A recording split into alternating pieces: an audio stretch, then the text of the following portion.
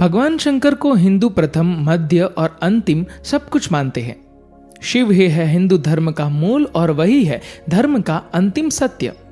शिव से ही हिंदू और जैन की, नाथ और वैदेहियों की परंपरा की शुरुआत मानी गई है। शिव से ही ध्यान परंपरा का प्रारंभ होता है।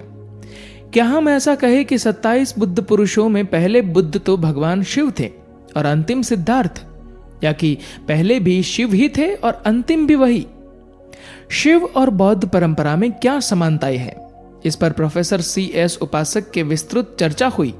प्रोफेसर उपासक नवनालंदा महाविहार के निर्देशक रह चुके हैं।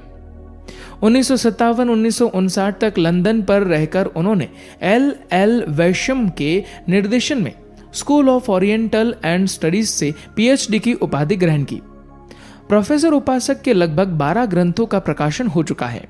उनकी हिस्ट्री ऑफ बुद्धिज्म इन अफगानिस्तान की खास चर्चा रही। उन्होंने खरोष्टी पर भी ग्रंथ लिखा। विश्व के लगभग सभी देशों का भ्रमण कर हजारों शोध पत्र लिख चुके हैं। प्रोफेसर उपासक सन 1947 से 1949 तक काशी हिंदू विश्वविद्यालय में प्रवक्ता रह चुके हैं। बौद्ध साहित्य के मर्मज्ञ, अंतर्राष्ट्रीय ख्याति प्रदान विद्वान 78 वर्षीय प्रोफेसर उपासक का मानना है कि शंकर ही बुद्ध थे। उन्होंने इस संबंध में कुछ तर्क भी प्रस्तुत किए। पाली ग्रंथों में वर्णित 27 बुद्धों का उल्लेख करते हुए उन्होंने बताया कि इनमें बुद्ध के 3 नाम अति प्राचीन हैं: तणंकर, शणंकर और मेघंकर। अन्य 24 बुद्धों के संबंध में अनेक विस्तृत चर्चा का उल्लेख मिलता है। 24वें बुद्ध सिद्धार्थ गौतम का वर्णन सबसे ज्यादा मिलता है। मनुष्य 10 गुणों से संपन्न होता है जो अन्य जीवों में विद्यमान नहीं है।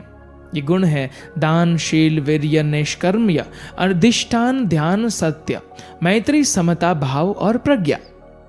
जो इन गुणों की पराकाष्ठा को पार कर लेता है, ऐसे व्यक्तित्व को शास्त्रीय शैली में बुद्ध कहा जाता है। प्रत्येक मनुष्य में बुद्ध बीज है, लेकिन जिन्होंने 10 पारमिताओं को प्राप्त किया हो वही बुद्धत्व को प्राप्त कर सकता है। प्रोफेसर उपासक के अनुसार शणंकर अर्थात शंकर भी बौद्ध परंपरा में एक बुद्ध थे जिन्होंने 10 पारमिताएं प्राप्त की थी, और शंकर सिद्धार्थ गौतम के अतिरिक्त ऐसे बुद्ध थे जिनका ज्ञान और प्रभाव आधुनिक भारत के लोगों में देखने को मिलता है। शंकर के जो अन्य नाम हैं वे भी उनके बुद्ध होने की ओर संकेत करते हैं। शंकर को मृत्युंजय महादेव कहा जाता है, अर्थात जिसने मृत्यु को जीतकर अहर्त्व प्राप्त कर लिया हो। इसलिए उन्हें जो हर हर महादेव कहा जाता है वह मूलतः अहर्त्व का ही घोतक है। बौद्ध शास्त्रों में ऐसी परंपरा है कि मार विजय होने पर ही संबोधि प्राप्त होती है। सिद्धार्थ गौतम ने बोध गया में पीपल के वृक्ष के नीचे वैशाख पूर्णिमा को मार विजय प्राप्त की थी और बुद्ध कहलाए। इसी प्रकार शंकर को मार्कंडेय महादेव कहा जाता है, अर्थात जिसके जीवन में मार कांड संबद्ध है। शंकर को स्वयंभूनाथ यानी कि शंभुनाथ भी कहा जाता है। ऐसी शास्त्रीय मान्यता है कि बुद्ध किसी का शिष्यत्व ग्रहण न कर स्वयं बुद्ध होता है। इसी कारण उसे भी स्वयंभू अर्थात स्वयं बुद्ध होने के शब्द से अलंकृत किया जाता है। जब कभी शंकर की बात की जाती है तब लोग परंपरा से बम बम बोल का उच्चारण करते हैं, अर्थात बम बम बोल का तात्पर्य धम धम बोल से है। शंकर को परम ध्यानी कहा गया है। हिमालय में उन्होंने तपस्या की थी। उनकी शक्ति को पार्वती कहा गया है। शंकर को 3 नेत्रधारी कहा गया है।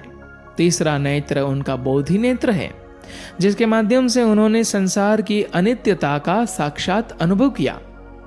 यह भी कहा जाता है कि उन्होंने अपने तीसरे नेत्र से कामदेव को भस्म किया था। स्पष्टतः परम योगी में काम तृष्णा का नितांत अभाव हो जाता है। यही उपरोक्त कथा को दर्शाता है। शंकर को त्रिशूलधारी कहा जाता है। ये त्रिरत्न अर्थात बुद्ध धर्म संघ का प्रतीक है, जिसे शंकर सदैव अपने साथ रखते हैं। ऐसी मान्यता है कि शंकर की सवारी बैल है। स्पष्टतः इस बात की ओर इंगित करता है कि शंकर जैसे व्यक्तित्व में जो पाशविक प्रवृत्तियां थी उन पर उन्होंने पूर्ण रूप से अधिकार प्राप्त कर लिया था। बैल पर सवारी का तात्पर्य यही है कि वह पूर्ण रूप से मनुष्य थे जिसने 10 पारमिताओं को प्राप्त कर लिया था। धार्मिक मान्यताओं के अनुसार शंकर ने संसार के विष का पान कर लिया था, लेकिन वह नीलकंठ तक ही रह गया था। इसका तात्पर्य यह है कि जितनी भी सांसारिक दुष्प्रवृत्तियां हैं, उन्हें शंकर ने कभी ग्रहण नहीं किया। वह परम शुद्ध थे, सबके लिए कल्याणकारी थे। शंकर के गले में सर्प लिपटा रहता है, किंतु वह उनका अनिष्ट नहीं कर पाता। यहां सर्प भी संसार की दुष्प्रवृत्तियों का प्रतीक है, जिससे शंकर विचलित नहीं हुए। यह भी कहा जाता है कि शंकर नर मुंड की माला पहनते हैं। वास्तव में यह बुद्ध के अनित्यवाद का प्रतीक है। शंकर के विषय में ऐसी भी परिकल्पना है कि उनके सिर पर चंद्रमा विराजमान है तथा सिर से ही गंगा निकली होती है। यह शंकर के शांत और शीतल हृदय का प्रतीक है। यह भी उनके बुद्ध होने का प्रमाण है। काशी को शिवधाम कहा गया है। संभवतः जिस प्रकार सिद्धार्थ गौतम बुद्ध ने काशी आकर सारनाथ से अपने धर्म का प्रवर्तन किया, उसी प्रकार शंकर का भी धर्म चक्र प्रवर्तन काशी से ही प्रारंभ हुआ है। इसीलिए काशी को शंकर की नगरी कहा जाता है। शिव का प्रतीक लिंग के रूप में माना जाता है, जो संभवतः उनकी वीर्य पारमिता का घोतक है। इस पारमिता को शायद सबसे पहले उन्होंने प्राप्त किया हो। शंकर के साथ भूत प्रेत भी रहते हैं। यह बताता है कि उनका धर्म प्रचार इतना व्यापक था कि अमानवीय तत्व भी उनसे प्रभावित हुए हों। प्रोफेसर उपासक का कहना है कि शंकर और बुद्ध पर नए सिरे से अध्ययन की जरूरत है। शताब्दियों से अनेक अवधारणाओं, विवेचनाओं तथा शैव मतांतरों के अनेक दृष्टिकोण मिलते हैं। हमें पुनः इन तथ्यों को ध्यान में रखकर पुनरावलोकन करना होगा। धन्यवाद।